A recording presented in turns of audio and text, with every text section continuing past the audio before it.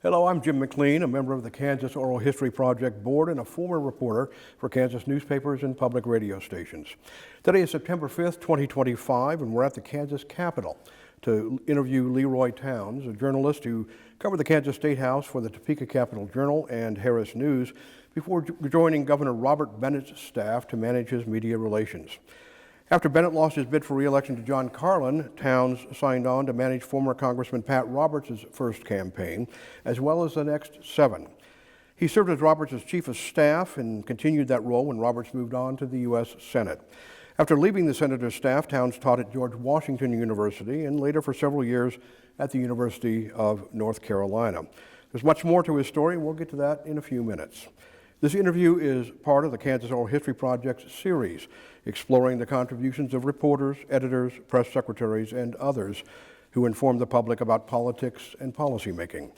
Kansas Oral History Project is a nonprofit corporation that collects and preserves Kansans' oral histories. The project is supported by donations from generous individuals and occasional grants. As always, today our videographer is former Kansas Representative Dave Heineman. Welcome, Leroy. Thanks a lot for joining us. I've been looking forward to this conversation. Thank you. I'm glad to be here. So, looking over your resume, some fascinating, I mean, your career was so varied and wide-ranging, but it struck me, initially your journalistic career started when you got credentialed, I think while in college, to do some coverage of the Vietnam War, and you went to Vietnam. How did that happen? Well, we got another student and I dreamed it up one time like students do late at night. And we got credentialed and decided, well, we're now credentialed to cover the conflict in Vietnam. Let's just go. You got credentialed, who credentialed you? The Army and or the military in Saigon.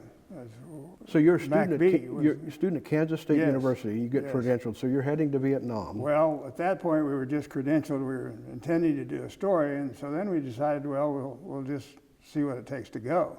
First we had to raise the money, and we had to have somebody sponsor us, because part of the thing to get credentialed, you have to have a news organization promise to carry your remains back when you get shot up in Vietnam. And so the Collegian did that, and the Collegian director came to us and said, now I'm going to sign this.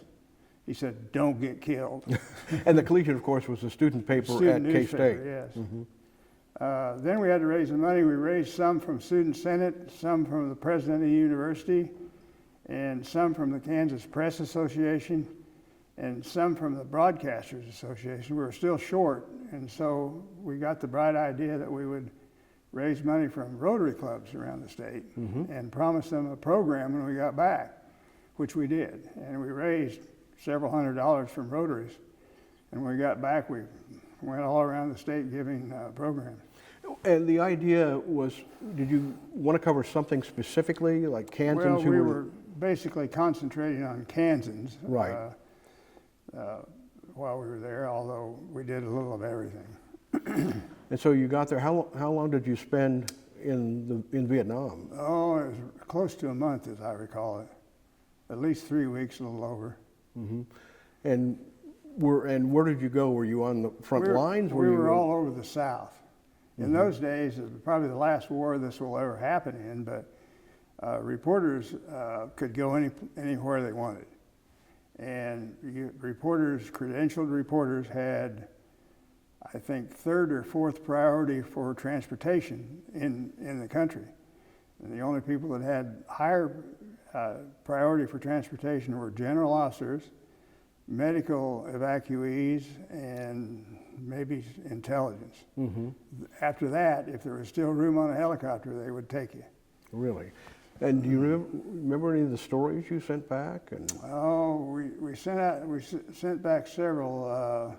One was that we concentrated on the 9th Division, which had come out of Fort Riley, along with the 1st, and they did some operations up close to Cambodia, which we spent some amount of time on. What was your overall impression? What year would that have been roughly? I think it was 1967.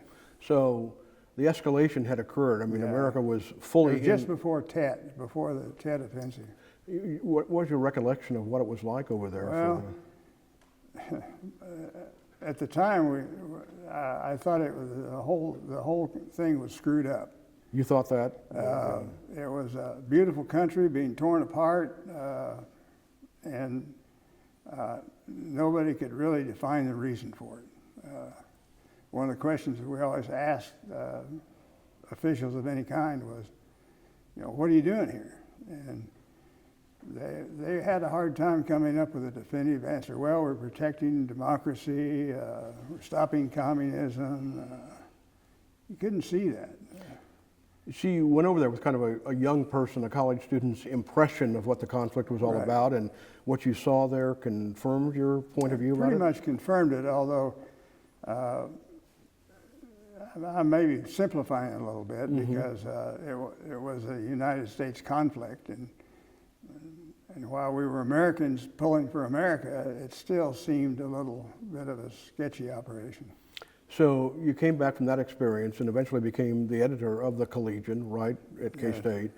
And then you graduated and you moved on, and was your first, you came to Topeka to work for the Topeka Capital? Yeah, I'd been an intern for the Capital-Journal, and then after I graduated in '67, I went back and joined the staff of the Capital-Journal, and spent a little bit of time as a general reporter, and then got assigned to the state legislature and covered that until about '72. Is that something you always wanted to do, is cover politics? Oh, yeah. Okay. That was my goal from the very beginning. Politics was my biggest interest. So you covered the legislature, and also you were the editor of the Sunday edition. Yes. And which in those days probably had a pretty robust circulation. It did. The Sunday magazine, and what I liked about the Sunday magazine was that we were able to weld together good stories and wonderful photographs. The Capital-Journal had a world-class photography staff, and we did multimedia stories before multimedia with that magazine. Yeah, the Capital-Journal did have a rich history. I mean, Rich Clarkson went through there. Yes. Jim Ryan interned for Clarkson. Earl Richardson, I mean, and was Vern Ketchum there when you were there? Vern Ketchum was there. Vern Ketchum, a good friend. Yeah. He and I still get together often. Yeah, I worked with Vern quite a bit. He was an amazing photographer. Great photographer. Yeah, I call him the man for all seasons. He can do anything. Yeah. He built steam engines to scale in his spare time. Yeah. He was one of the first of that batch of photographers that got interested in covering state politics. And so he spent a lot of time around the legislature. Well, yeah, I've seen his photographs. They're really, he captured moments like nobody I can recall. He did. And you had you say too that you had great photographers there, and you had some really eager, young, talented reporters there at the time. And you put that Sunday magazine out, and you really did probably do some groundbreaking work. Well, at least it was groundbreaking in the sense that we fused together wonderful photography with, at the time, what we thought was good writing. I remember when I was at the Capital-Journal, some series I think that won multiple awards about natural birth or something like that. Yeah, that was Brian Lanker did a story on natural birth, photographed a story on that. And it was a great story. Won a Pulitzer. I was not involved in that story. Oh, you weren't? Okay. He won a Pulitzer with that. Yeah, I remember that one. So you got your first taste of covering politics in the legislature, right? And so you went from the Capitol. How did you end up then at Harris News? Well, I had finished, I'd come to the end of what I thought was a challenging time for the Capital-Journal, and so I was looking around, and Harris offered me a slot covering. They had not had a state capitol correspondent before, but I became the state capitol correspondent for Harris with the idea that at some point they were going to set up a management training program that I might be interested in. And so I spent 2 years, I believe, as the Harris correspondent. So you were the first of a series of really good reporters to occupy that position. That's right. Those were the days when the Harris newspapers were at their, I think, at their height. They had good editors, good strong editors, a bunch of good reporters around the state. Oh yeah, I can attest to that. In fact, that was going to be my next question. In those days, those Harris papers really carried a lot of weight. I mean, they had powerful editors who did their own editorials. I mean, they weighed in on state politics pretty regularly. Clyde Reed and Parsons and Aubrey. So you had the Hutch News, Salina Journal, Garden City Telegram, Hayes Daily News, Chanute Parsons, Ottawa too, Chanute. Ottawa Herald and Chanute. So those were the halcyon days for those newspapers. Yeah, they were, and they were great editors. And what they did to become great is they let reporters report, and there weren't a lot of reins on reporters, other than the usual be accurate, you know. Yeah. But there was a lot of latitude. It's one of the things that attracted me to the Harris papers was the freedom that they promised in reporting. So you occupied that position for a couple of years. Do you recall any of the issues you covered for Harris? I mean, I know it's a long time ago. But... Well, one of the issues I covered for Harris was Vern Miller. Oh, of course. Vern Miller was running rampant around the state, and so I went to an editor's meeting at one point, and I told the editors, I said, Vern Miller is out of control in Topeka. And their comment to me was, do what it takes to stop it. Really? And so I went back and became a very crusading activist against some of the things Vern Miller was doing. Vern Miller, of course, was the Attorney General of Kansas, former sheriff in Sedgwick County, right. Who a really kind of rough and ready guy who earned his law degree by flying himself to Oklahoma City and going to law school at night. Sedgwick County Sheriff, and then he was the Attorney General later to run for governor. Right. But in those days, he was crusading against the drug infractions in the state. He was leaping out of the trunks of cars on university campuses and so forth, and arresting people on trains and airplanes as they crossed Kansas. And he made everybody a little mad. He had a crusade against Elks clubs, against slot machines, and American Legions and BFW clubs, which is where he started. But after that, he went into the drug part. When I first got involved with reporting on him, it was before he ran for governor, and I had a bunch of quite a group of defense attorneys in the state come to me and say that they had clients that were being railroaded by Vern Miller and his drug agents. So I started looking into that, and his main drug agent had been a federal agent at one point, and the feds had been after him for escaping out the back of a hotel room with about $60,000 in federal drug buy money. This is the agent who Vern later hired. This is the agent. And Vern Miller bailed him out and made him the chief agent. And this guy was going after kids around the state, young people, basically putting them in jail for simple pot smoking. And he was using that pot smoking to widen the circle of people being arrested. And I even had two young women who claimed they had been turned into prostitution and then blackmailed to become drug agents. It was quite a time. So you reported all this? I did. So yeah, right. He was also duty bound to enforce the state's. State didn't have liquor by the drink at the time, right. And so if people were drinking on a train crossing Kansas, he would stop the train and arrest people. And they were in an airplane flying over Kansas airspace. He tried to enforce the liquor laws, you know, and gained a lot of notoriety, I should say, for those efforts. And then he did run for governor. He did run for against governor. Bob Bennett. Against Bob Bennett, and I think some of my reporting may have been part of the reason that he did not win. That was a close race. It was a close race. Yeah. 500 votes, I think. It was that close. I didn't realize it was that close.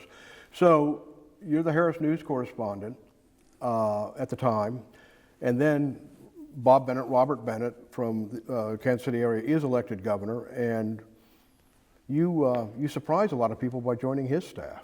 Well, I'd always admired, I covered the Senate and admired Bennett. He was smart. He was a little underappreciated in the state, and he had won the governor's race, and so I decided to take his offer to become press secretary. And part of the reason I did that is because I was frustrated with print media, and I wanted to be able to tell a story with various media and not just print. I felt awfully constrained by print, and as press secretary, I could tell those stories, albeit they were propaganda pieces, or public relations pieces, but I could tell them with radio, television, words. Let's go with public relations versus propaganda, because sure. it was a tamer time than we're living in right now, when I think propaganda probably is a more apt description of what's happening now.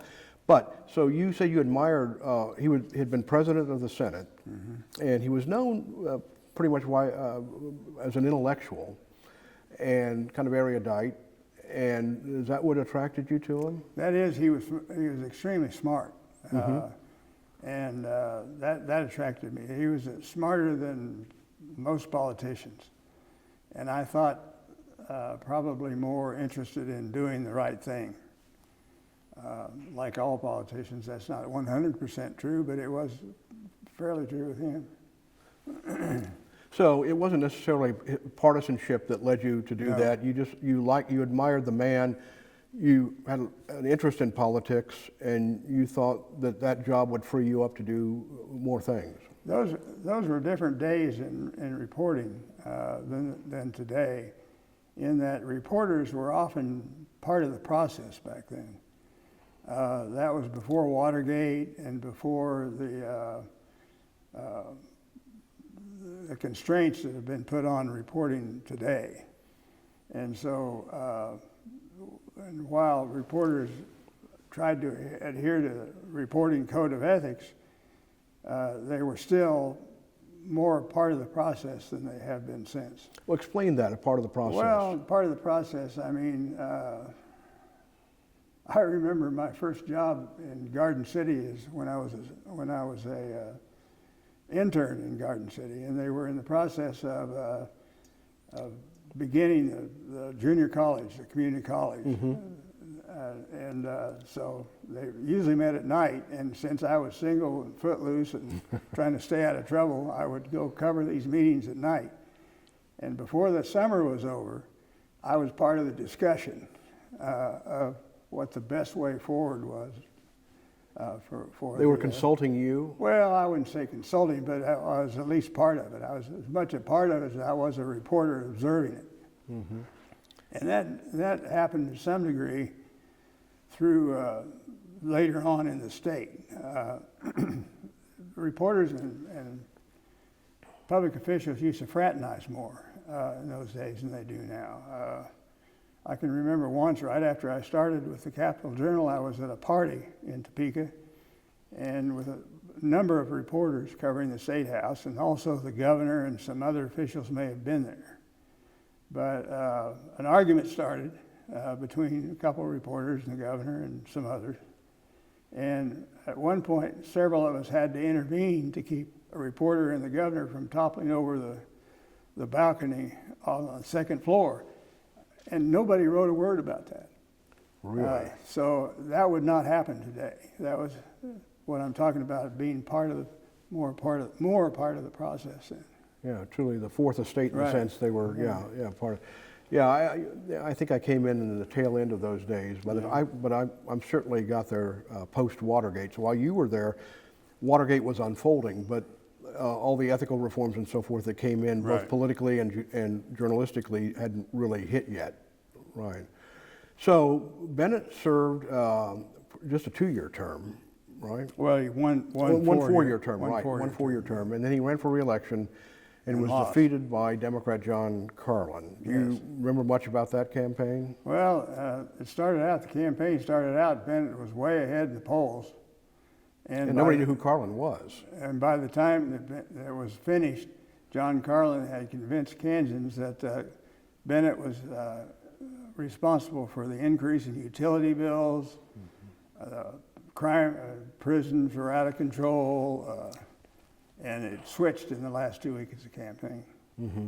Yeah, John was Speaker of the House, the first Democrat to occupy that position in a long, long, long time, and he ran that campaign. And I remember reading about the commercials he put on regarding utility rates. That had a pretty dramatic effect, I think, on the election. It had a huge effect. And as a matter of fact, I think doors all over Kansas got hung with door hangers, alleging that their utility rates were high because Bob Bennett had made them high.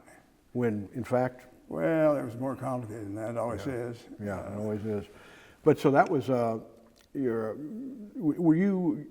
was your role in the campaign? I was press secretary. Press secretary? I really didn't have an official campaign capacity. Yeah, because you were working for the governor. Right. And, yeah. So what was the mood like again, did Governor Bennett kind of take the approach that he was above it all? Did he respond? I mean, did you consider it dirty tricks, or how do you recall? He never. I don't ever recall him being critical of any opponent ever. He was more philosophical than that. His philosophy was that good politics is good government, and we're going to keep doing this good government, and the people let us know if we did it right. So I don't know that he was especially bitter even about the loss. Really? Disappointing, yes. And so you go to work for Governor Bennett. He loses rather unexpectedly, probably from your perspective then. How did you then manage to make connections with Pat Roberts? Well, I'd known Keith Sebelius and Pat Roberts for quite a number of years. And after I left the governor's office, Roberts called and said, I want you on the campaign. And I said, I'm not sure I believe in staff people becoming candidates, but I'll take a look at it. And I went out to Dodge City when he was making his announcement, and he gave an announcement speech that was just a barn burner. And I thought, this guy has potential. And I liked what he had to say. I liked the guy, and he became a good friend and mentor over the years. You mentioned Keith Sebelius, of course. He was the congressman from the big first district, and Pat Roberts was his chief of staff at the time? Yes. So that's what you referenced about a staff person then becoming the candidate, right? And because I know Pat came from Republican royalty in the sense that his father was a National Precinct Committeeman, was that correct? That's from right. Holton, and he had some newspapers. He was a newspaper publisher, wasn't he? And so Pat worked for Keith Sebelius and then was going to be the successor, right? And ran, and you signed what? You signed on to what? Manage that campaign? I managed the campaign, and he won, and it was a good campaign. Yeah. And he won. I said, all right. I said, when you win, I'm not going to Washington with you. And he won, and I went. Why did you say that? Never looked back. I just had never had any real desire to be part of the Washington establishment. But I went and loved every minute of it. Yeah, you went, and you served as his chief of staff from the get-go, didn't you? Right. And you managed media relations in that position too. It was hard managing media relations for Pat Roberts because he was his own media relations guy. Right. Yeah, he was pretty glib. He was. He had a good sense of humor. He was known for that. Right. Yeah. So, what do you recall about those early years in Washington? Well, the early years in Washington were, again, different than they are today in that there were, I think, 2 Democrats in. Dan Glickman was in, and later there was a Democrat in the 3rd District. And staffs mingled back and forth all the time. We talked to each other about issues. Democrats and Republicans were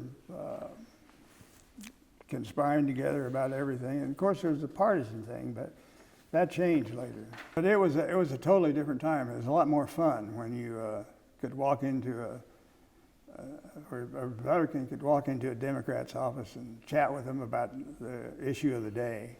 Yeah, there was disagreements, but there was overarching cooperation even. Right. And I think if Dan Glickman was representing Wichita, maybe it was Martha Keyes. Was she the congressman from the 2nd District? She was before I went back, but she was there for a while. And then Jeffries followed her, and then Okay. Jeffries then, after that was Nancy Boyd. Oh, in this, Slattery and then Boyd, but I guess in the 3rd district in the Kansas City area, that at the time, I'm trying to remember who would have been the, Jan Myers. Myers was there, and then after her, I think was Dennis Moore. Dennis Moore followed her. Mm-hmm.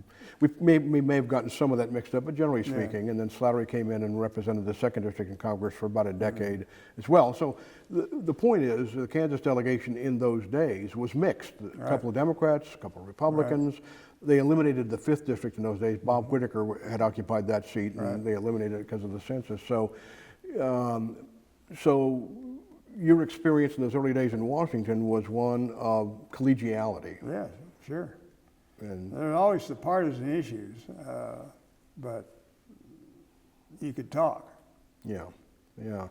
So then Roberts, how many terms did he serve in the House? Well, he served in the House from 80 until 96 when he ran for the Senate. And he became very influential, particularly in agriculture issues. And chairman of the Ag Committee. And you were his surrogate a lot on some of those committee assignments, and so you were pretty steeped in the policy debate at the time. Right. Yeah. And then he eventually ran for the U.S. Senate. Now, we were talking before the interview started. I mean, that was kind of complicated. I'm not sure I followed it all because there were some interesting things going on at the time. For a while, both Kansas Senate seats were open because Bob Dole decided to run for president, right? And so, but why did he eventually decide to move on to the Senate? Was it just time for him to step up, or? Well, of course, members of Congress always want to be in the Senate. Yeah. But he was pretty happy where he was as chairman of the Ag Committee in the House. But in the summer of '95, some of us, including me, became convinced that there were going to be at least one and probably 2 Senate seats open in '96. Because Nancy Castleman wasn't going to run for re-election. I thought that Nancy would not run again, and I was pretty sure that Bob Dole would. And so we started a campaign in '95 to position Congressman Roberts as the candidate to beat for one of those Senate seats. We had him out here, he was raising money, and it was going great. And in the fall, I think November, I was pretty satisfied that he was by far and away the leading candidate to run for the Senate. But he decided that he had a farm bill to finish as chairman, and he decided that he would not run for the Senate, that he wanted to finish the farm bill. And so he dropped out of the possible race. Had a press conference, I believe, and made an announcement that he would not be a candidate.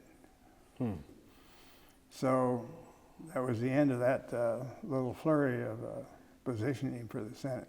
But he eventually got in. Well, and after that, I was convinced, as were a lot of other people, that by January in Kansas, having an open slot, because Nancy Castlebaum, I think, had said by then that she would not run again. I thought that given this a Senate seat, once in a lifetime opportunity, there would be half a dozen candidates suited up and ready to go for that slot, but there was not one.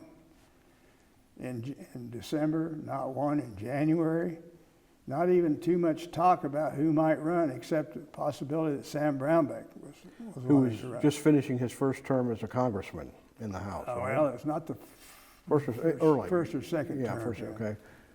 So there's a lot of talk that he might run. be the one who eventually stepped Right. up. And there were some Republicans who were not happy with that. Which in those days would have been the more moderate wing of the party, were not too excited about having Sam Brownback be senator. Governor Graves, I think, was one of those people, and he was very concerned about Sam running, and talked to me about it at one point, and we decided that we'd make one more go at trying to get Roberts in the race, and we did that, and Roberts then said yes, he would run. So that took care of that seat, but then the Dole seat came along, and that was another thing. Yeah, the Dole seat came along, and Governor Graves appointed Sheila Fromm, Yes. his lieutenant governor at the time, to fill that seat, and then she ran, but Brownback ran against her and beat her. But in telling that story, though, you and Governor Graves, had some conversations and kind of started a draft Roberts campaign, which he didn't know about at first, or the way you told the story, until you'd already alerted the media, and so then he kind of had to make a decision. Well, yeah, it was a draft Roberts campaign, and the governor said, "How can we get Roberts in this race?" And I said, "Well, at your next press conference, why don't you talk about Roberts being the best candidate for the race?" And so he did that. And when I was called by a reporter and said, "Is there anything to the fact that Roberts might get back in the race?" I said, "Well, he might be convinced." And that set off a lot of speculation that Congressman Roberts would get back in the race, and he did at that point. As I understand it, you orchestrated it even a little bit more than that you called up a friend of yours in the press corps and prompted him to ask the question that got the response from the governor. That's right. And he got the response from the governor, and then he called me, and my response, I was waiting by the phone actually. My response was that he might be convinced. And so the stories the next day were Roberts reconsidering race for Senate. And Congressman Roberts then called me and said, "What's going on?" And I said, "Well, Congressman, there's a genuine grassroots draft, and you can't turn that down." And he said, "Okay." All right. So you mentioned this is all happening at a time when politics was starting to change nationally, locally. I mean, politics at the state level was becoming more national, and what was it like then in those years as that collegiality began to evaporate? Well, it was all gone. It was not only gone, I think, with staff, but it was gone among members themselves.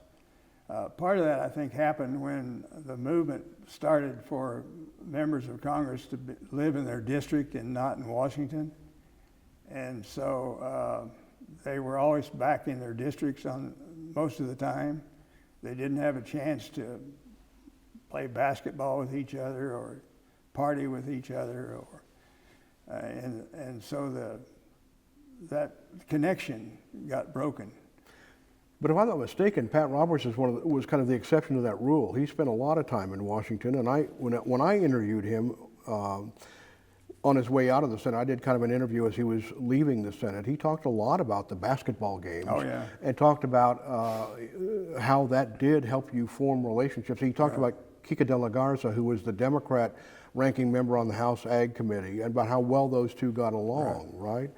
So kind of proof of concept there in the sense that when you did spend time with your colleagues in Washington, you did form relationships. Right. He did, but Roberts did spend a lot of time in Washington. He was kind of old school in that regard, but he also spent a lot of time in Kansas. Spent a 105 county tour. Did he start August. the big first tour, did he? Well, I think Sebelius may have started it, but Roberts continued the big first tour, and then when he was senator, he did that for a number of years statewide. It was grueling, but it served him well. Yeah. And so as that collegiality began to disappear in Washington among staffs and members, what changes did you see? How did that change the way Pat had to operate in the Senate? Did he become more partisan just by necessity, or? Oh yeah, he became more partisan, and he had to get things done. Then during the Gingrich years, it was very necessary because it was a partisan House at that point. In that regard, I don't suppose it was too much different than the partisanship of the House in 1980 when Tip O'Neill was Speaker. When Congressman Roberts was a freshman, he got assigned to the Personnel Subcommittee of the House Administration Committee, which is a backwater subcommittee that they stick freshmen on, and you're not expected to do too much. And I recall many times when budget time, the chairman of the committee would call Congressman Robertson, who was ranking minority person on the committee, and he'd sit at his big long table and he'd pass down a sheet and he'd say, "We've got the budget on personnel, and these are the patronage positions that Democrats are going to make this year. There'd be 200 names on the list." And he said, "But we've taken care of you too." And he'd pass down a list, Senator or Congressman Roberts, and there'd be one name on it. So Republicans in those Tip O'Neill years got nothing, and it was very partisan. But it was still more collegial than it became when the shoe was reversed. Now, you hear stories all the time about the Sam Rayburn years when he was speaker and everything else about how speakers and committee chairs who got there by way of seniority kind of ruled with an iron hand. Were the Tip O'Neill years substantially different from that, or is it just? No, I think the Tip O'Neills were just a continuation of that. A little bit of the difference was that everybody liked Tip O'Neill. Yeah. You know, he could stick a knife in you and politically and make you like it. Yeah, and famously, he and Reagan seemed to get along, two Irishmen. They Right. seemed to get along a little. But then Newt Gingrich, of course, ran for speaker, and I think it was mid-90s, 94, in the contract with America. 94. And that really did nationalize politics. All these social issues became important at the national level and right down through the ranks. And it was the beginning of we're going to burn the place down for our ideology. in other words, allow the government They shut shut down. the government down in 92 or 4 and did great damage to a lot of parts of the government. But they didn't care. They were proving a point. And I used to sit through meetings with Gingrich talking about agriculture, and he pontificated like a college professor, but he was very, very partisan, and it was everything that he did was partisan. Well, he was a college professor. Oh, I know he taught was. history, yeah. And eventually, you became a college professor. You left Senator Roberts' staff when, 2000? 2002, I believe. Okay. And then you taught for a while at George Washington, and later... Taught part-time at GW for a while, and then went to the University of North Carolina and taught political management and political communication for 6-7 years. Yeah, how did you manage that? How'd that come about? Oh, my wife was a dean, and so I was there with her, and I convinced them that I was with her and they could use me. And so I taught. I started the program, actually. It was a great experience. If I'd known how much fun it was and how difficult it was, I would have done it earlier. Difficult and fun at the same time. Both. Yeah, that's a good university. It was a great university, and it was a great university at that time. And the journalism school where I was put, it was one of the top journalism schools in the country. And so I really enjoyed it. Yeah, Charles Kuralt was an alumnus, was he not, from North Carolina? And so you did that, and then after you left that teaching position, you and your wife retired to Manhattan? Back to Kansas. A brief interlude was in 2014 when Senator Roberts was running for election against my better advice. And so I was persuaded to come help him in the primary. And you talk about nationalization of campaigns, that was a great example of nationalization of campaigns. How so? I don't recall much about that. They race. rent it. I mean, Pardon? They rent it. The Senate. Oh, the Senate Campaign Committee out of D.C. ran his campaign? They rent it. Why were you against him running for re-election in 2014? Well, I thought it was time for younger blood. And in addition, at that point, re-election, no matter who you were, started getting tougher. And I thought he was going to have a tough time, and he did. Did he face primary opposition that year? Yeah. And so, but he did win re-election. He did. Yeah. It's interesting too, when I interviewed Senator Roberts again, he had decided he wasn't going to run for re-election, he was leaving the Senate. And I remember Carl Bernstein, a former reporter for the Washington Post, had written a column where he talked about a large group of Republican senators who ostensibly supported Trump publicly, but behind the scenes would disparage him.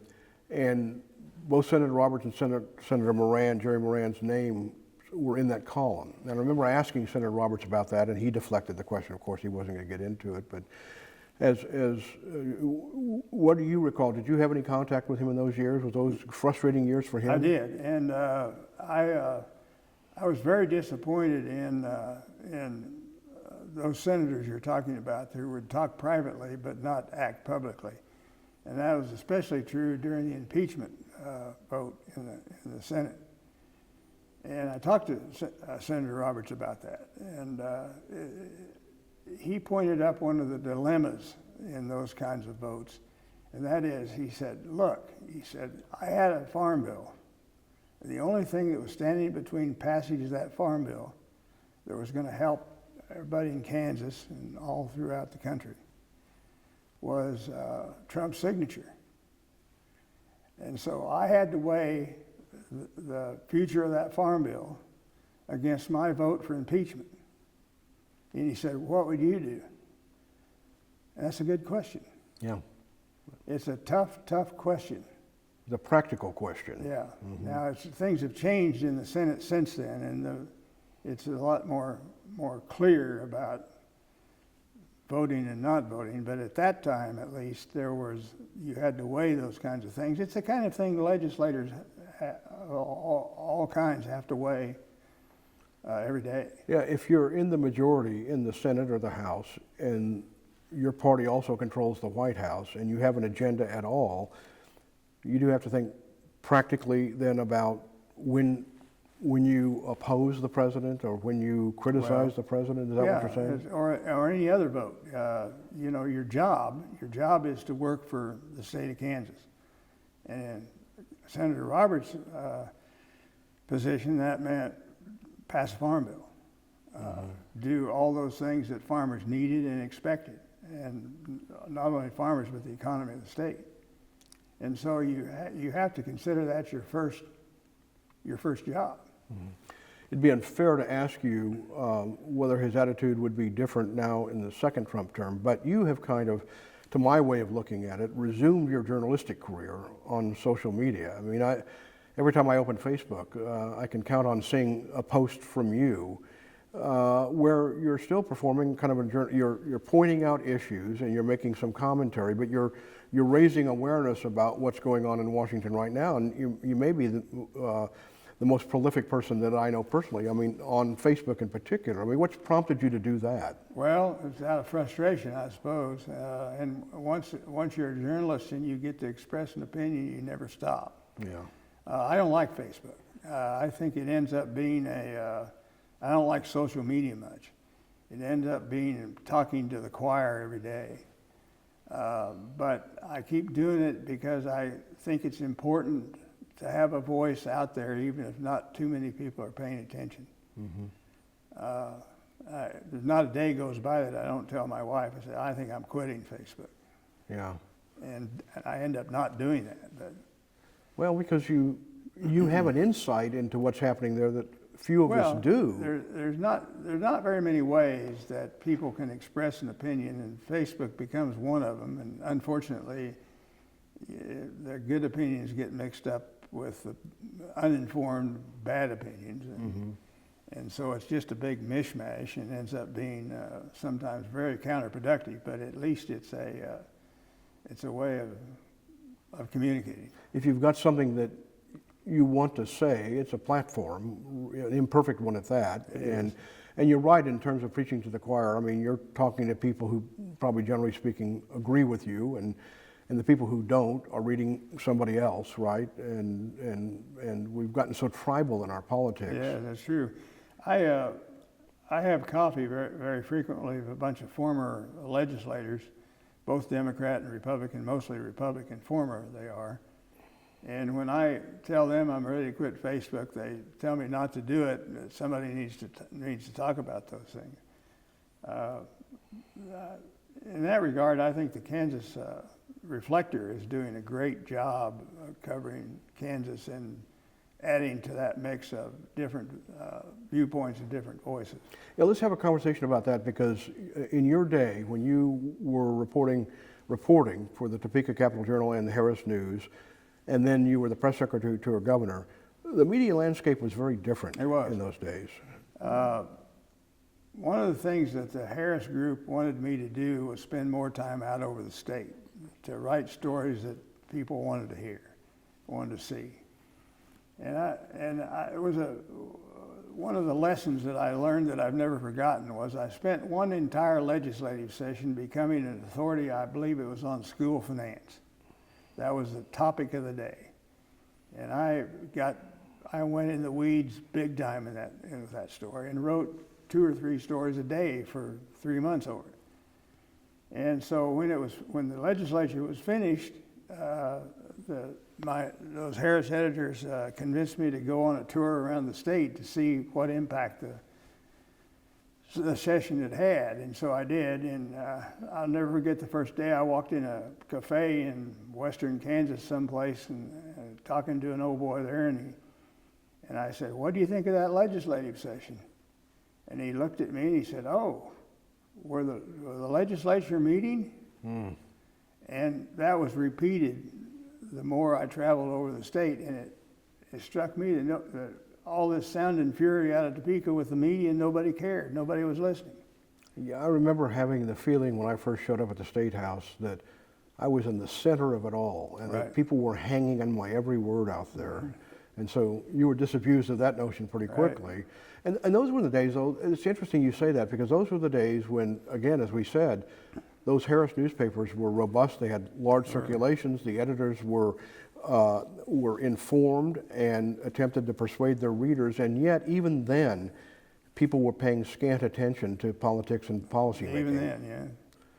So what have we really lost in the current media landscape when that stuff isn't being reported at the level at which you did? I mean, well, I think what we've lost is local media. In community after community across this country, there's no local media to talk about road improvements or zoning or taxes or those other things that affect people right away. So people may not have been paying attention to everything happening in Topeka, but when it came to local issues, they were pretty plugged in. Yeah. And they're not getting the coverage they need at that level any longer. And I did, during my reporting career, I did a lot of stories that I thought deserved major attention because they were kind of important to people, and they did not get major attention, which was frustrating but also very illuminating. I did a piece during the legislature working for the Harris papers on private clubs, and it turned out that those were the days you had Class A clubs and Class B clubs, and Class A were the country clubs and the profit or the non-profit type clubs, and the Class B clubs were more profit. They were the clubs that you had to put your bottle up on the shelf when you wanted to drink there.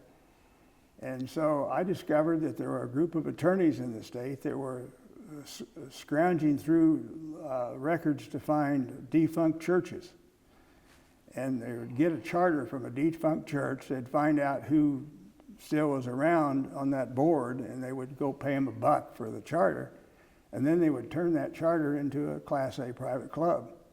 And that's how private clubs kind of got started. This is before liquor by the drink. And I thought, when I wrote that story, I thought this is going to shut the legislature down. It's going to have far-reaching ramifications. I wrote the story, went to the legislature. Finally, I asked a legislator, "Do you see that story?" And he said, "Oh, yeah." He said, "Everybody knows that." Well, a lot of stories like that. Well, you said earlier that one of the reasons you went to Governor Bennett's staff is that you had kind of hit the ceiling in terms of what you thought were the limitations of print media. Is that one example? That's one good example, yeah. I had a yearning at that point to tell stories through different media, and I thought print journalism was very limiting. Looking back on your career, what are you the most proud of? Oh, I wouldn't change a thing. I love the reporting. I still love it. Mm-hmm.